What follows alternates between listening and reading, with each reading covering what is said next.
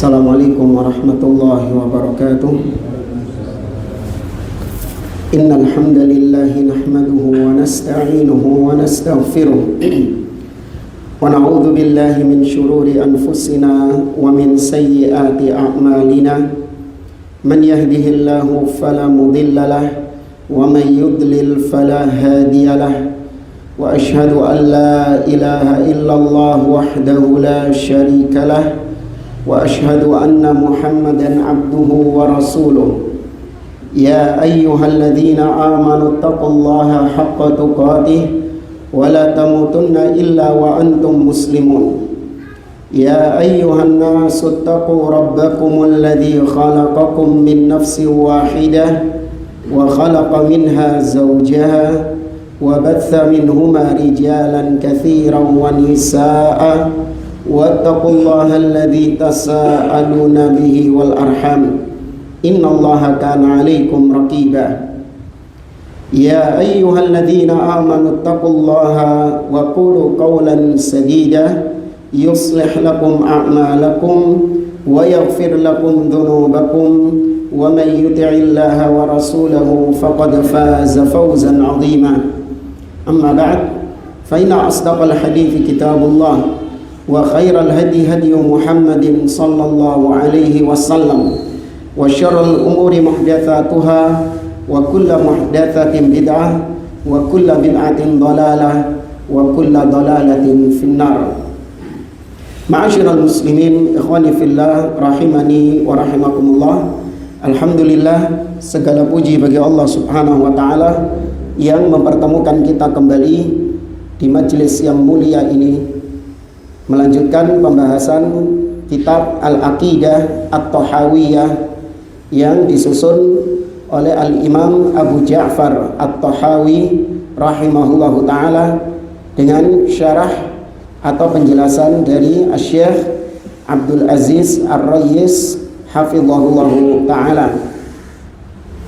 Pada pertemuan yang lalu kita masih membahas tentang akidah ahli sunnah berkaitan dengan Al-Arsh. Kita ulangi sedikit kata Imam Abu Ja'far At-Tahawi rahimahullahu ta'ala. Beliau mengatakan wal arsyu wal kursiyyu haqqun kama bayyanallahu ta'ala fi kitabih. Al-Arsh dan juga Al-Kursi itu adalah hak, benar adanya, sebagaimana yang Allah jelaskan di dalam kitabnya. Wa huwa jalla wa ala wa huwa jalla jalaluh mustaghnin 'anil arsy wa ma dunah. Tapi perlu ditekankan, meskipun Allah berada di atas arsy, namun Allah tidak membutuhkan arsy dan juga apa yang ada di bawahnya arsy. Berarti kalau dikatakan di bawahnya arsy, siapa?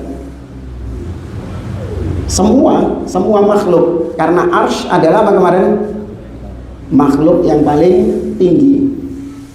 Allah tidak membutuhkan makhluknya, baik arsy ataupun yang selain arsy.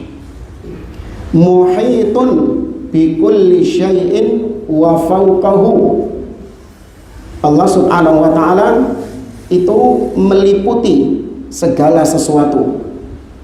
Wa fawqahu, dan Allah berada di atas arsy itu.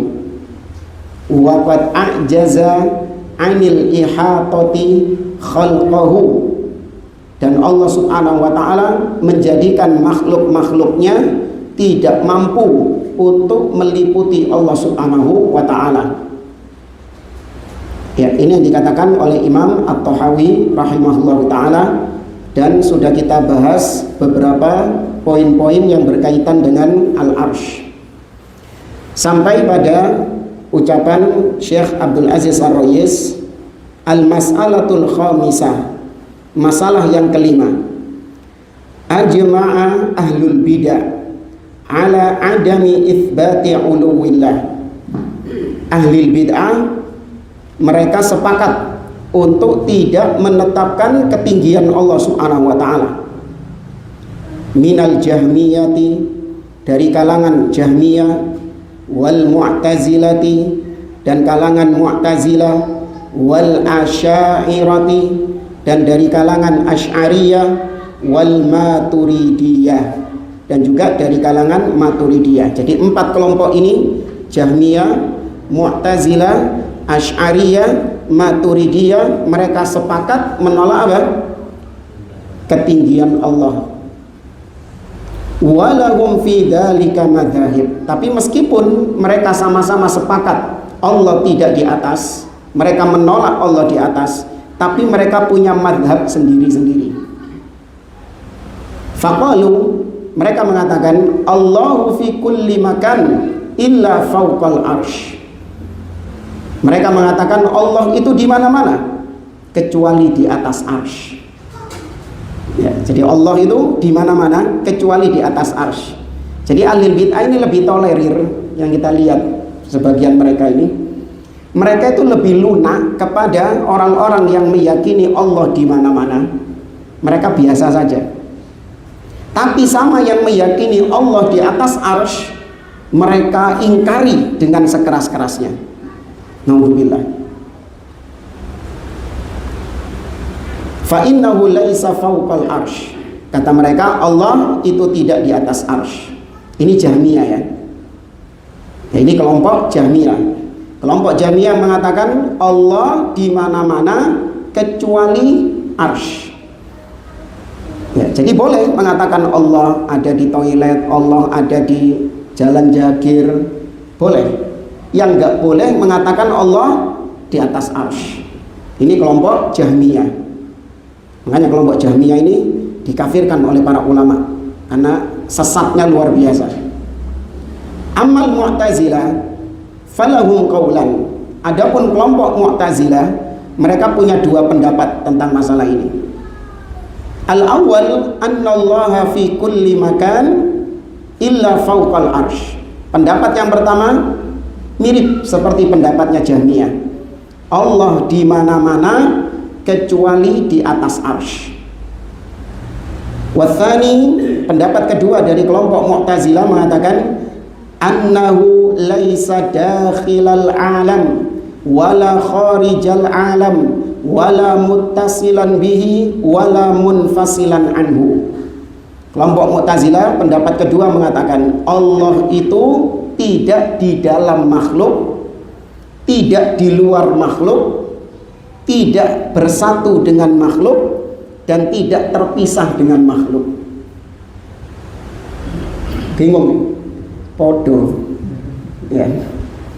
Jadi mereka meyakini Allah itu tidak di dalamnya makhluk, tapi di saat yang bersamaan mereka juga meyakini tapi Allah tidak di luar makhluk.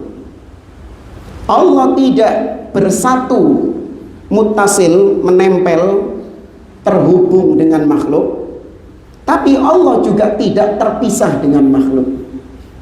Ini kalau akidah sudah bukan berasal dari qala Allah dan qala Rasul, maka mereka akan mengeluarkan keyakinan-keyakinan yang aneh-aneh. Kalau sudah akidah landasannya akal, yang ini metune kok ngene, ruwet tak karuan. Tapi ini pendapat kedua kelompok apa tadi? Mu'tazilah. Amal Asy'ariyah, adapun kelompok Asy'ariyah, falladhi ishtahara ba'da Abil Ma'ali Al-Juwaini annahum yaqulun innahu laysa dakhilal alam wala kharijal alam wala muttasilan bihi wala munfasilan anhu. Adapun kelompok Asy'ariyah ya, yang paling terkenal pendapat mereka setelah Abul Ma'ali Al-Juwaini, salah satu tokoh mereka, pendapat Asy'ariyah tentang Allah sama seperti Mu'tazilah. Allah tidak di dalam alam, tidak di luar alam, tidak bersatu dengan alam, dan tidak terpisah dengan alam.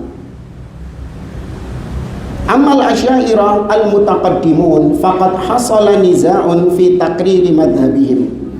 Adapun Asy'ariyah yang dulu, yang belakangan, yang awal-awal, maka mereka itu punya perdebatan.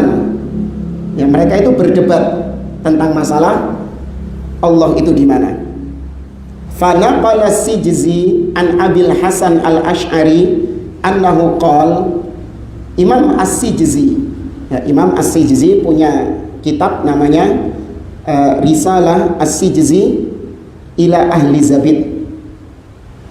Beliau menukil ucapannya Abul Hasan Al-Asy'ari yang kepadanya dinisbatkan Asy'ariyah.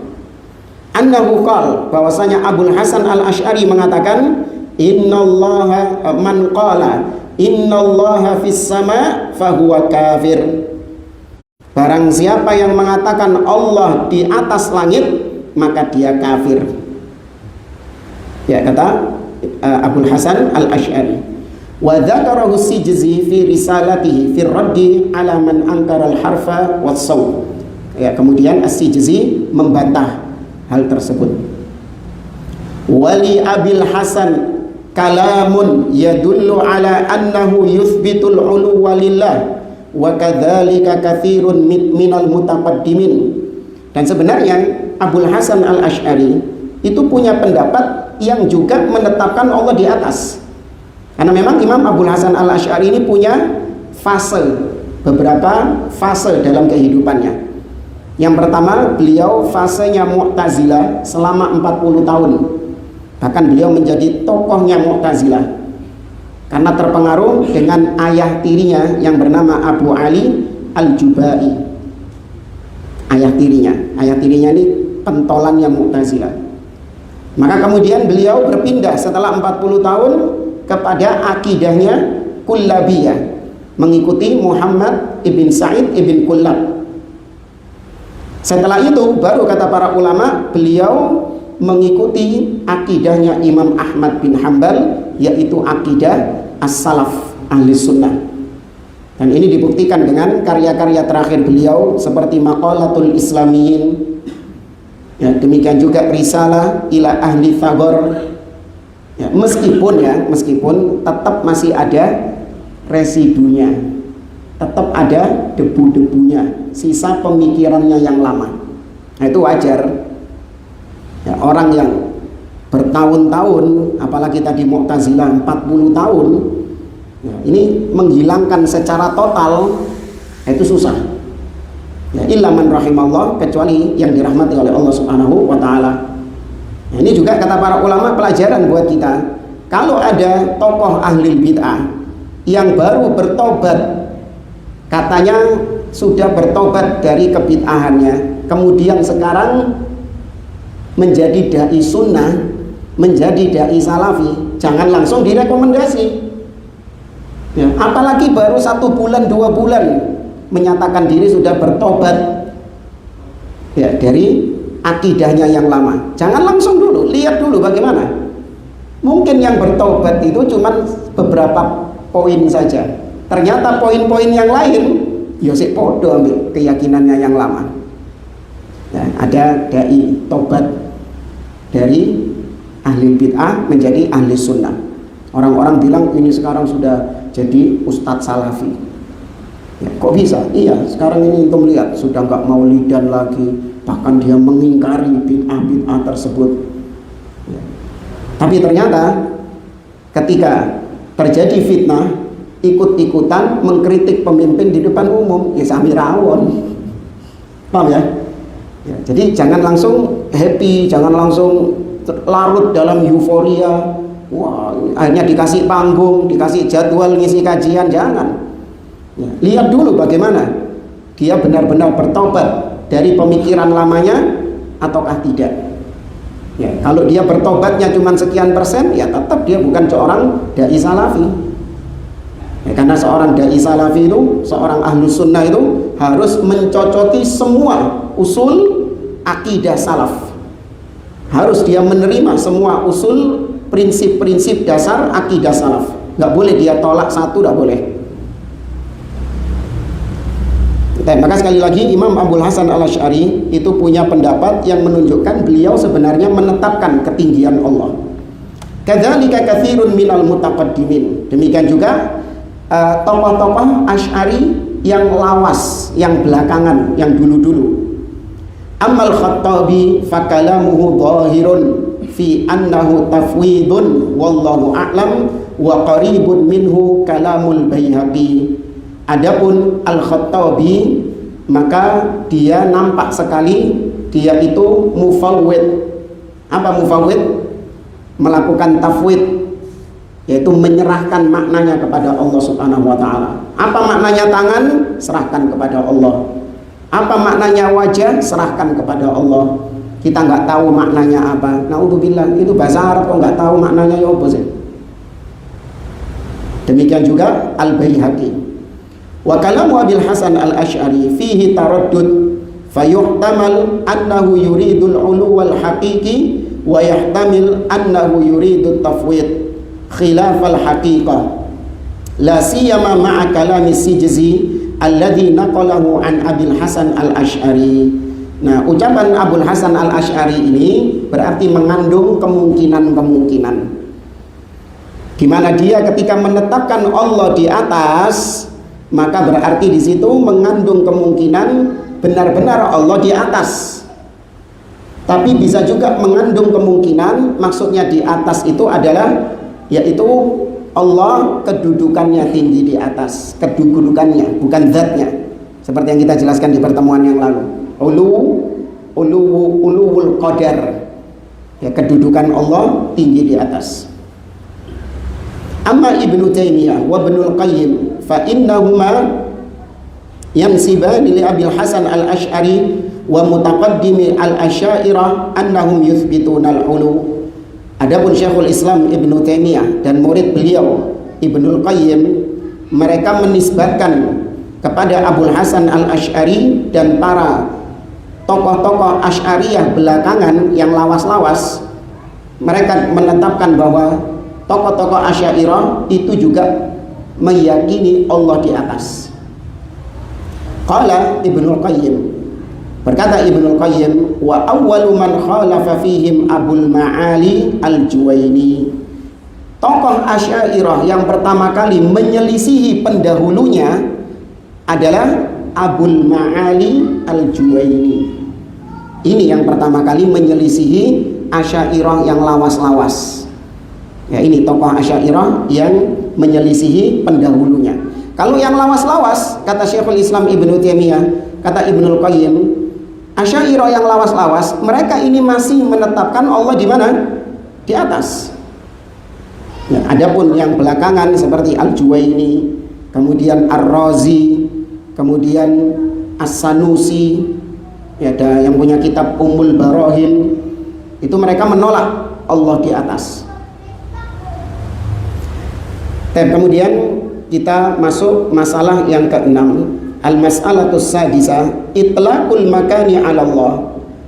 Qad utliqal makani 'ala Allah ad-Darimi fi raddihi 'ala Bishr al-Marisi wa atlaqahu katsiran Syekhul Islam Ibnu Taimiyah fi kitabihi Dar'i Ta'arudil Aqli wan Naqli wa Ibnul Qayyim. Wa itlaqul makani 'ala Allah min babil ikhbar la min babil asma wala min babis sifat. Wa qad taqaddama anna ma kana min babil ikhbar fa innahu laysa tauqifiyan. Baik, kata beliau, kalau dikatakan Allah memutlakkan tempat bagi Allah, ya, Allah itu bertempat. Ya, memutlakkan tempat bagi Allah Subhanahu wa taala ini juga sudah dibahas. Sebagaimana Imam Ad-Darimi dalam kitabnya Raddud Darimi ala Bishr al-Marisi, demikian juga Ibnu Taimiyah rahimahullah dan juga Ibnul Qayyim, mereka mengatakan Allah Subhanahu wa taala memutlakkan tempat bagi Allah Subhanahu wa taala. Namun di sini hanya dalam ikhbar. Ini kalau mau flashback lagi jauh ini ikhbar ini. Ya apa ya? Dulu waktu kita masih ada proyektor kita jelaskan. Ada nama Allah, sifat Allah, dan ada ikhbar, mengabarkan. Ya. Maka kalau mengabarkan tentang Allah Subhanahu wa taala, maka itu dibolehkan meskipun tidak ada dalil. Nah, ini pembahasannya sudah sebenarnya kita bahas. Cuman kalau kita ulang lagi memakan waktu. Kemudian masalah yang ketujuh, kita loncati saja karena pembahasannya panjang. Masalah yang keenam ini. Masalah yang ketujuh, qad takatsaratil adillah fi itsbatil ma'iyyah wa qarrara ahlus sunnati annal ma'iyyata naw'an, ma'iyyatun khassah wa ma'iyyatun 'ammah. Nah, di antara yang menjadi perdebatan ahli bid'ah, kenapa mereka menolak Allah itu di atas? Allah istiwa di atas arsy, berada tinggi di atas arsy. Kata mereka, kalau kita menetapkan Allah di atas arsy, maka ini bertentangan dengan ayat-ayat yang mengatakan Allah bersama hamba-hambanya. Seperti misalnya Allah mengatakan, wa huwa ma'akum aynama kuntum, dan dia bersama kalian dimanapun kalian berada. Ya. Demikian juga dalam surah Al-Mujadalah, wa huwa ma'ahum aynama kanu, dan dia bersama mereka dimanapun mereka berada. Innallaha ma'al ladzina taqaw walladzina hum muhsinun. Sesungguhnya Allah bersama orang-orang yang bertakwa dan bersama orang-orang yang muhsinun, yang berbuat kebaikan. Innallaha ma'as sabirin. Sesungguhnya Allah bersama orang-orang yang sabar. Nah, kalau Anda menetapkan Allah di atas arsy, maka bagaimana dengan ayat-ayat tadi yang mengatakan Allah bersama orang-orang tadi itu? Ya, maka mereka menolak Allah berada di atas. Kata beliau, Ahlus Sunnah menetapkan Allah di atas sekaligus Allah bersama makhluk-makhluknya, bersama hamba-hambanya. Namun perlu diketahui, kebersamaan Allah atau yang disebut dengan sifat ma'iyah, kebersamaan Allah itu ada dua jenis, yaitu ma'iyah amah, kebersamaan secara umum, dan yang kedua ma'iyah khassah, kebersamaan secara khusus. Allah berfirman di dalam surah Al-Mujadalah tadi, ma yakunu min najwa thalathatin illa huwa rabi'uhum wala khamsatin illa huwa sadisuhum wala adna min dzalika wala akbara illa huwa ma'ahum aynama kanu. Kata Allah, dan tidaklah ada tiga orang yang berbisik-bisik kecuali Allah yang keempat. Tidak ada lima orang yang berbisik-bisik kecuali Allah yang keenam. Dan tidak ada yang lebih sedikit dari itu atau lebih banyak daripada itu kecuali Allah bersama mereka dimanapun mereka berada. Maka ayat ini itu kebersamaan Allah secara umum. Ya, kebersamaan Allah secara umum. Maksudnya secara umum ini Allah bersama semua makhluk-makhluknya, baik yang mukmin ataupun yang kafir. Ya, apa maksudnya Allah bersama semua makhluk-makhluknya? Benar-benar Allah bersama mereka. Namun konsekuensinya kalau Allah bersama mereka, konsekuensinya Allah mengetahui mereka. Ini bukan takwil ya, ini konsekuensi. Kita sudah menetapkan Allah benar-benar bersama mereka. Nah, konsekuensi kebersamaan Allah dengan makhluk yaitu Allah mengetahui mereka, Allah melihat mereka, Allah mendengar mereka. Nah, adapun mereka ini ketika dikatakan Allah bersama makhluknya, itu mereka bayangkan manusia bersama manusia yang lain. Ente kon wingi budal ambek sapa? Aku wingi ambek fulan. Nah, berarti kan sebelahan. Kan gitu kan? Berarti kan sebelahan. Itu yang terbetik di otak mereka. Allah bersama mereka. Oh, berarti Allah yo nang kono iku mau. Sebelahan, menempel. Padahal nggak mesti namanya bersama. Misalnya bilang kepada istri antum, ya, aku akan tetap bersamamu sampai ajal menjemput. Ya, padahal antum ngomongnya itu di sini, istri antum di rumah. Sah nggak? Boleh nggak? Boleh. Aku bersamamu selamanya sampai ajal menjemput. Maksudnya bersama dalam pernikahan. Ya ojo rabi mana nek ngono. Ya. Maka itu tidak mengharuskan istri antum ada di sini juga. Istri antum ada di rumah. Ya.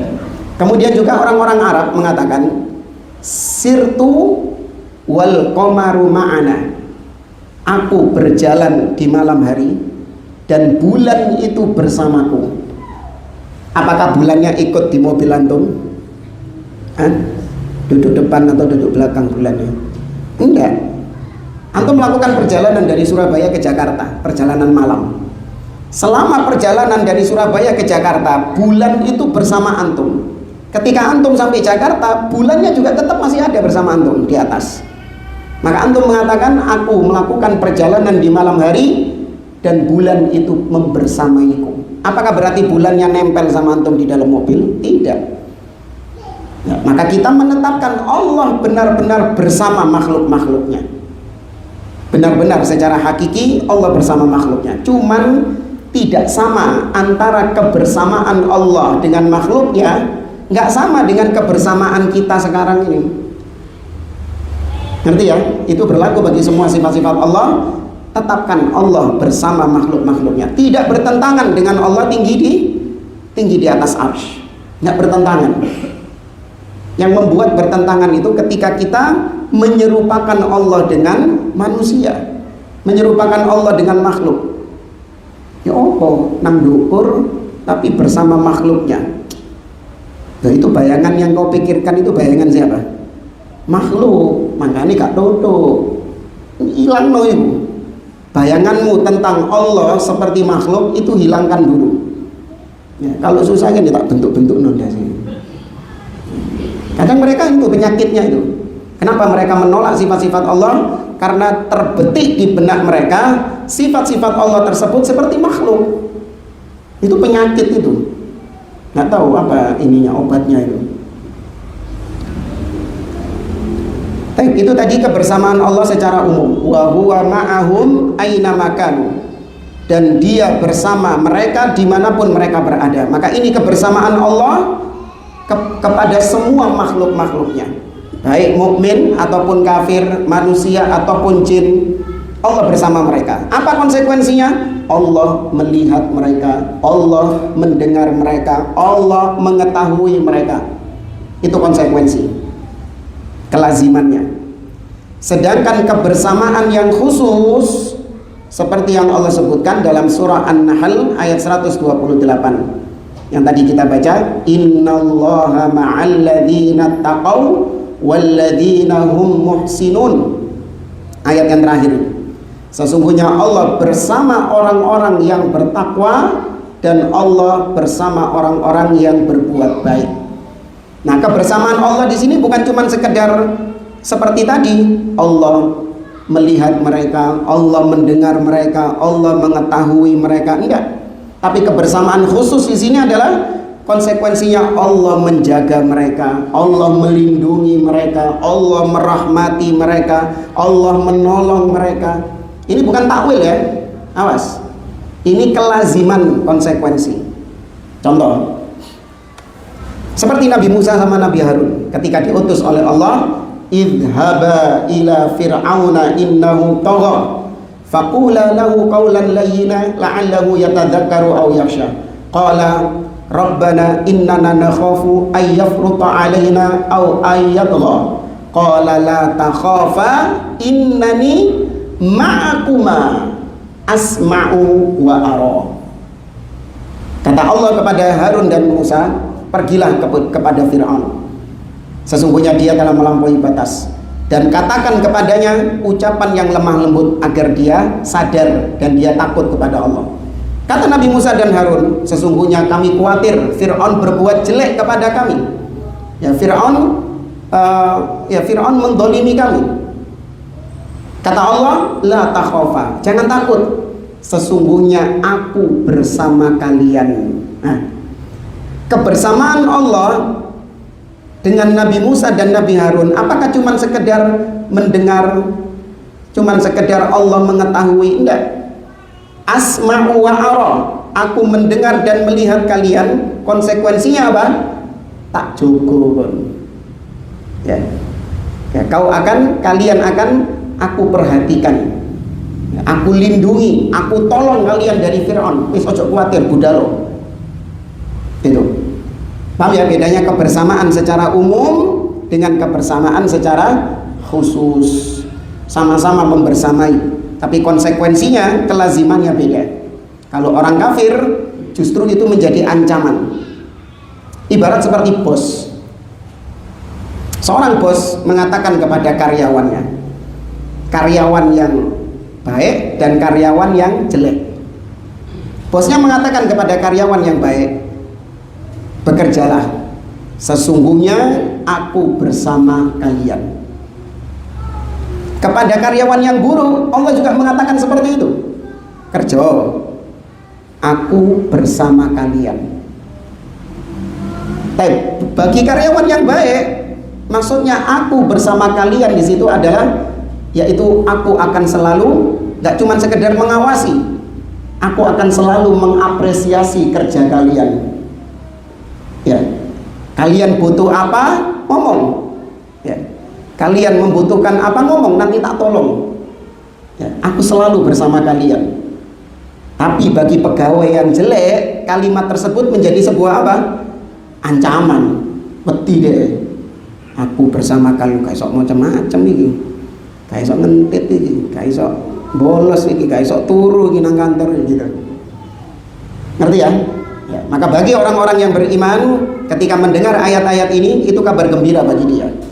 Allah bersama orang-orang yang sabar, Allah bersama orang-orang yang bertakwa, Allah bersama orang-orang yang berbuat kebaikan. Berarti Allah menolong mereka, melindungi mereka, merahmati mereka. Tapi kalau ini bagi orang-orang yang ahli maksiat, bagi orang-orang kafir, maka kebersamaan Allah itu berarti ancaman Allah kepada mereka. Awas loh ya, kau berbuat kekufuran, berbuat kemaksiatan, Allah melihatnya, Allah mengetahuinya. Kenapa? Karena Allah bersama kalian. Jelas ya? Tak bingung ya? Fayanbaghi an yu'lam annal ma'iyyata tuthbat 'alal haqiqah. Perlu diketahui bahwa sifat ma'iyah, kebersamaan Allah, itu ditetapkan oleh Ahlus Sunnah secara hakiki. Tetapkan, iya, Allah bersama kita, bersama makhluknya. Lakin muqtadal ma'iyah al-khasati at-taufiqu wan nusratu wat ta'yid. Tapi konsekuensi dari kebersamaan Allah, yaitu Allah memberikan taufik kepada hamba-hambanya yang beriman, Allah menolong mereka, Allah menguatkan mereka, ila ghairi dzalika minal ma'ani, atau makna-makna yang serupa. Wa muqtadal ma'iyyatil 'amah al-ihatatu wal ilm. Adapun kebersamaan Allah secara umum, konsekuensinya, kelazimannya, yaitu Allah mengetahui perbuatan mereka. Amal ma'iyah fa innaha tuthbat haqiqatan. Adapun asal sifat kebersamaan Allah itu ditetapkan secara hakiki. Betul-betul Allah itu bersama hambanya. Tapi kita tidak tahu bagaimananya Allah bersama hamba-hambanya itu. Yang tadi kita sebutkan itu konsekuensinya saja. Wal Ibnu Taimiyah kalamun azim ala ma'nal ma'iyah, dan seterusnya. Kata Ibnu Taimiyah, wa qala inna ma'nal ma'iyyah lughatan mutlaqul musahabah wa kullun musahabatuhu bihasabi. Ini secara bahasa ya, kita lewati saja.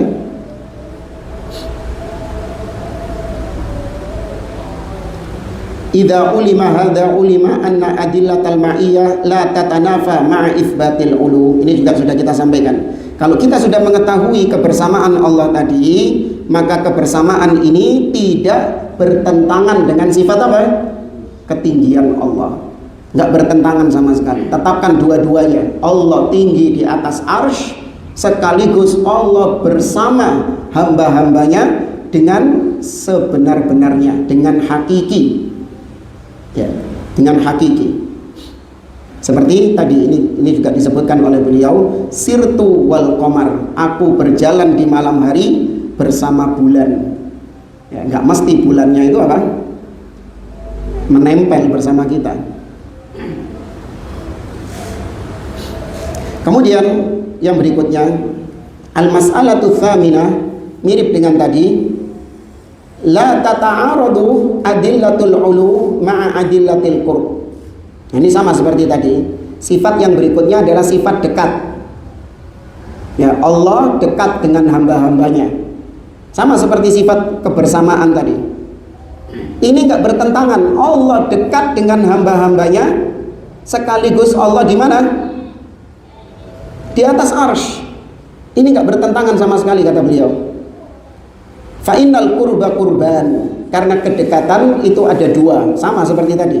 Kedekatan secara umum dan dekat secara khusus. Wa muqtadal qurbil am wal qurbil khas ka muqtadil ma'iyatil amah wal ma'iyatil khassa. Konsekuensi kelaziman dari kedekatan umum dan kedekatan khusus itu persis seperti kebersamaan umum dan kebersamaan khusus, sama seperti tadi. Wal qurbul am likulli ahad lil muslim wal kafir, ay annallaha yakunu qariban minal muslim wal kafir. Kedekatan Allah secara umum itu berlaku bagi semua makhluk, baik dia muslim ataupun kafir. Allah dekat dengan orang-orang muslim dan juga dengan orang-orang kafir. Seperti misalnya Allah berfirman dalam surat Qaf ayat 16, wa nahnu aqrabu ilaihi min hablil warid, dan kami lebih dekat kepadanya dari urat nadinya, urat lehernya sendiri. Ini berlaku ini berlaku umum. Ya, Allah dekat berlaku umum, konsekuensinya baik yang kafir ataupun yang muslim. Amal qurbul khas fahuwa li ahlil iman. Adapun kedekatan secara khusus, maka ini khusus buat orang-orang yang beriman tok. Seperti dalam surat Al-Baqarah, ayat yang sering kita dengar kalau bulan Ramadan.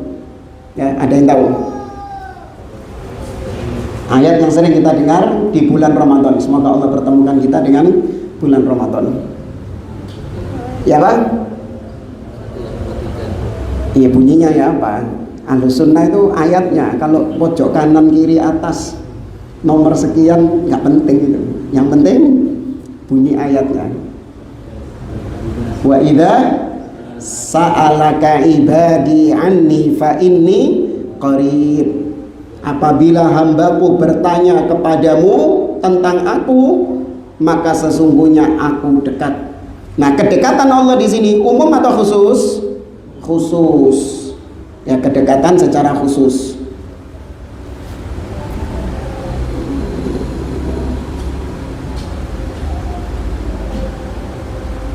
Nah, kedekatan sifat dekat, Allah dekat dengan hamba-hambanya. Ini sekali lagi juga tidak bertentangan dengan ketinggian Allah. Sama seperti Allah ma'iyah tadi, kebersamaan Allah. Ini juga tidak bertentangan dengan ketinggian Allah di atas arsy.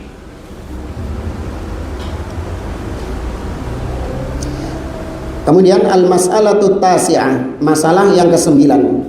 Li Ibnil Arabi al-Maliki fi kitabihi Aridatul Ahwadhi kalamun sayyi'un lil ghaya fi uluwillah.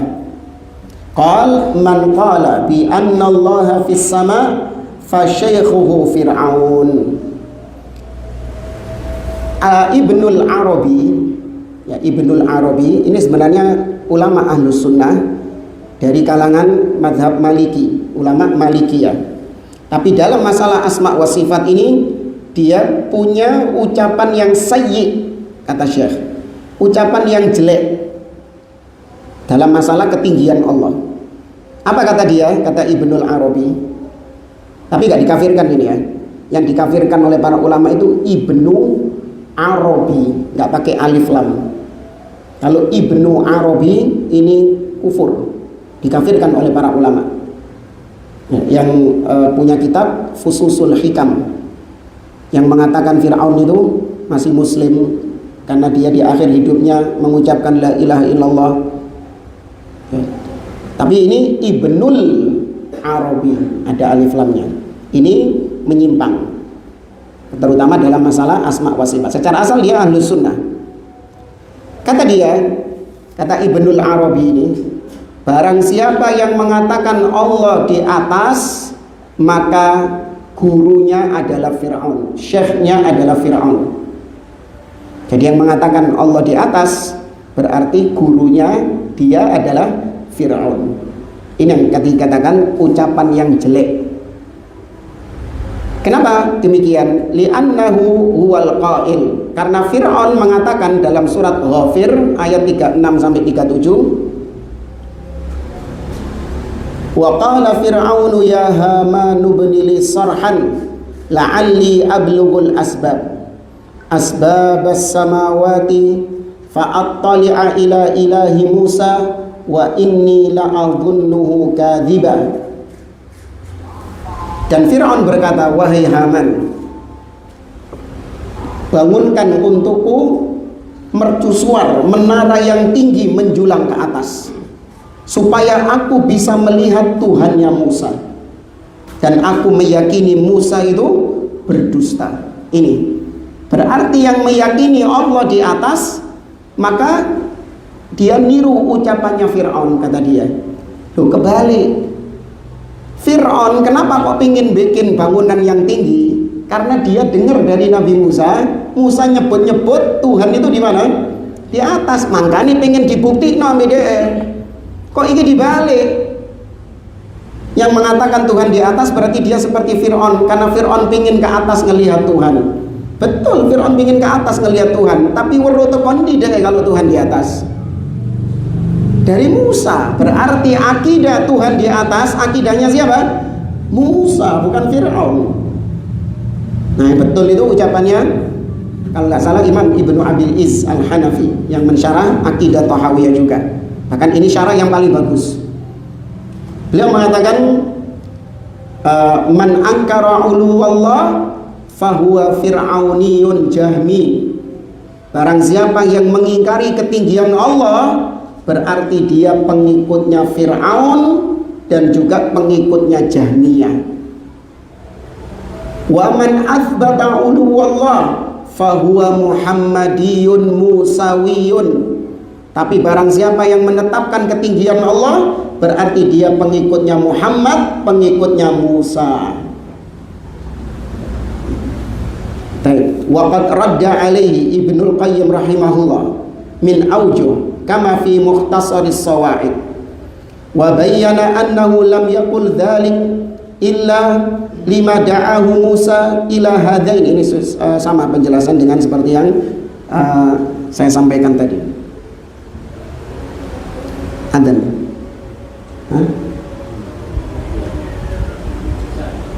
Belum.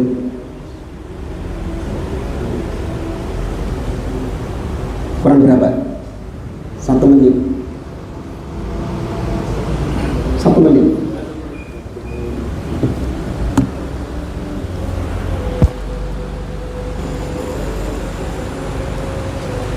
Dan kemudian masalah yang ke-10, wa qad ihtamma ahlus sunnah bil ulu li kathratil mukhalifina fi hadhil mas'alati min jihatin. Tapi kita lanjutkan setelah adzan. Wallahu a'lam.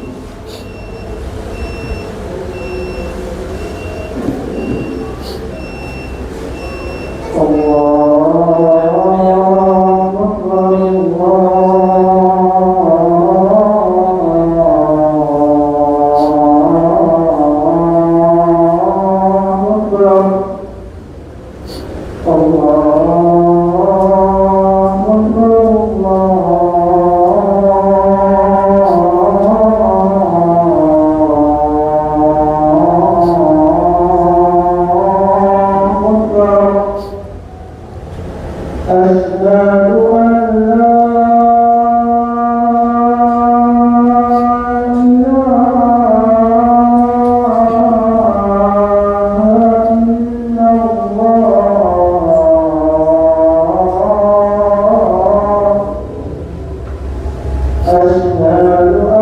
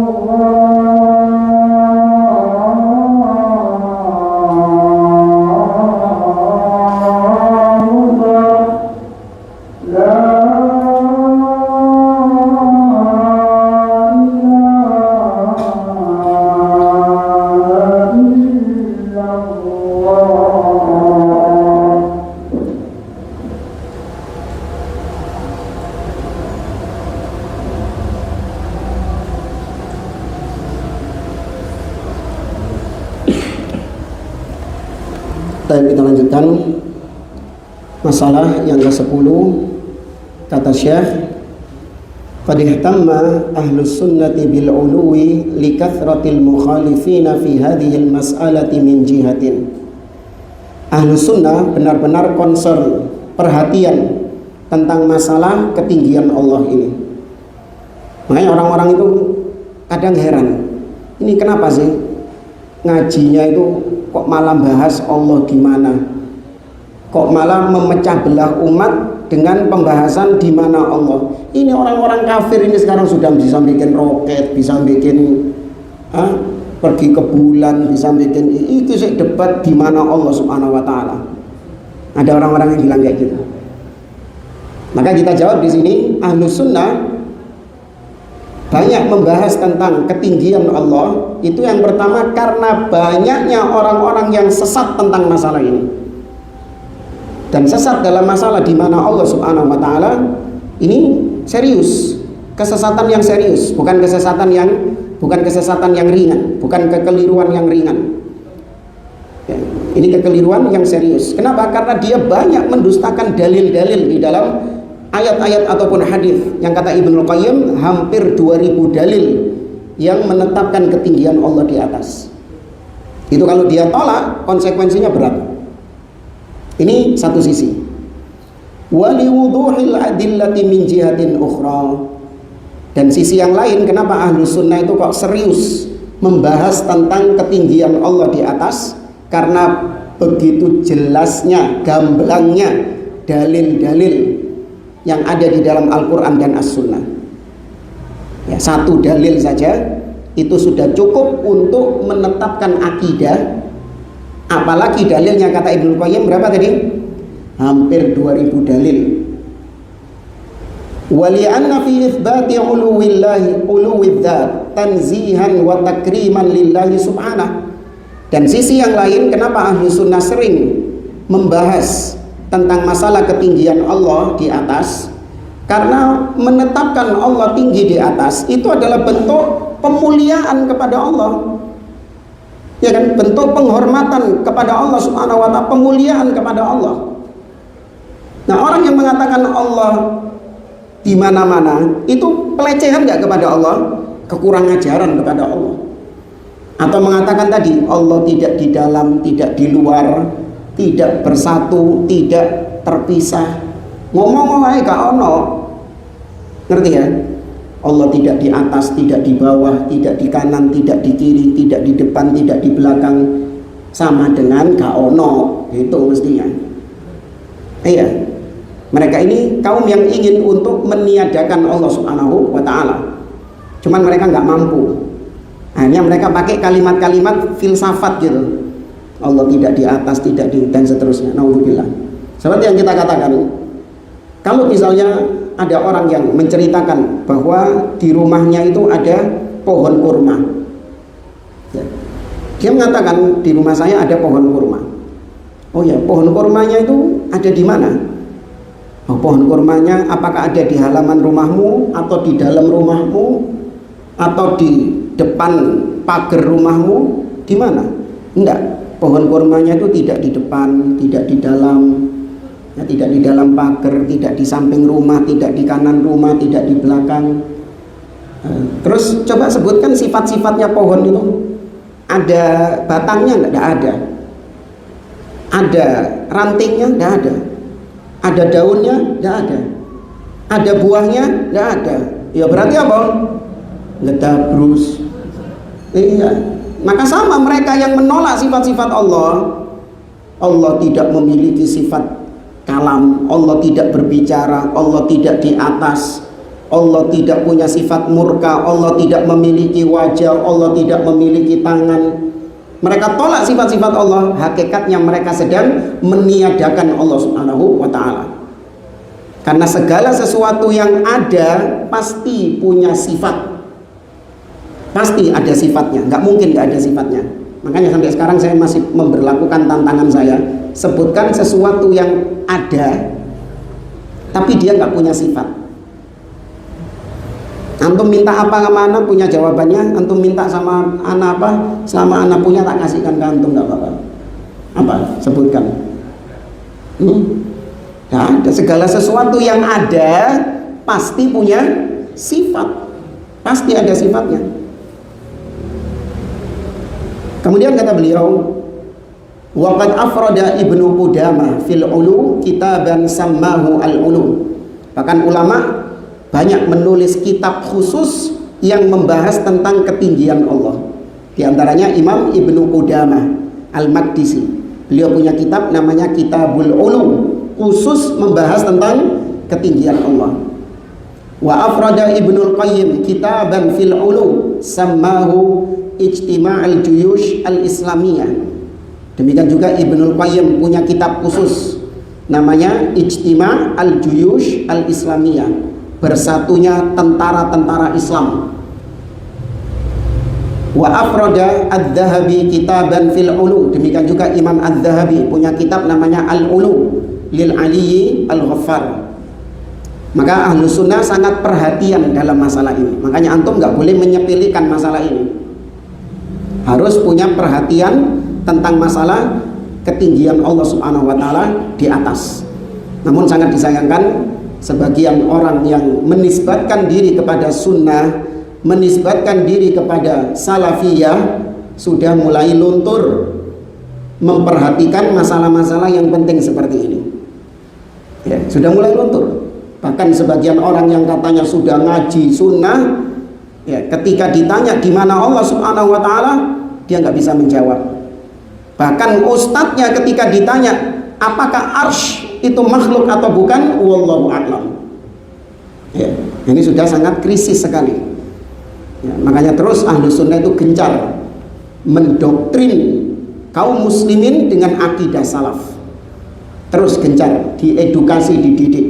Ya, terlebih tentang masalah ketinggian Allah Subhanahu wa ta'ala.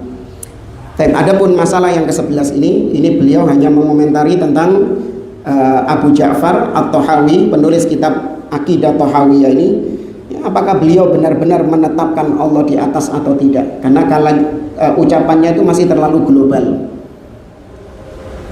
Dan insya Allah di pertemuan berikutnya kita akan membahas tentang akidah ahli sunnah, tentang Ibrahim Khalilullah Ibrahim adalah kekasih Allah, dan Musa adalah kalimullah.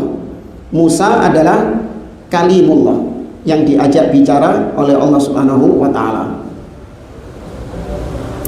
Baik, kalau ada yang mau ditanyakan sebelum kita tutup, silahkan. Ya.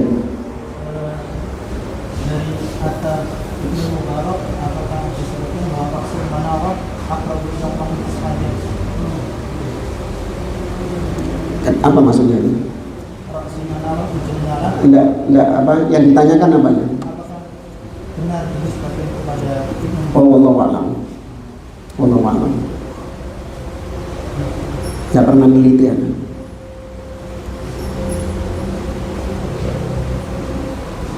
Cari AI sekarang gampang. AI gampang sekarang. Sak rujukannya ada.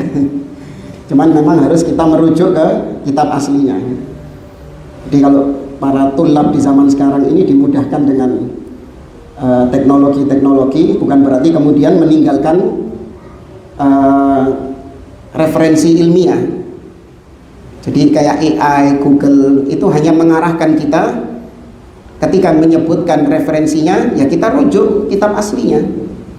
Itu saja. Jangan mencukupkan diri dengan apa hasil dari itu, karena terkadang referensinya justru malah mengarah kepada referensi-referensi ahli bidah. Karena AI ini, kata Syekh Sulaiman Ar-Ruhaili, hatibul lail, seperti pencari kayu di malam hari. Orang yang nyari kayu bakar di malam hari, dia akan mengumpulkan apapun yang dia dapatkan di hutan. Kakek tau apa-apa, jupuk kabeh wis dilebokno keranjang. Sampai rumah dibuka tiba-tiba apa? Laraan, ulo. Nah itu Google itu kayak gitu. Ya Google, AI, ya seperti itu. Dia mengumpulkan berbagai macam sumber. Nah kita yang harus teliti, ini sumbernya apa ini? Oh ternyata setelah dicek sumbernya adalah dari ahli bid'ah. Oh ya sudah. Nah, wallahu a'lam. Saya cukupkan. Subhanakallahumma wa bihamdik, asyhadu an la ilaha illa anta, astaghfiruka wa atubu ilaik. Assalamualaikum warahmatullahi wabarakatuh.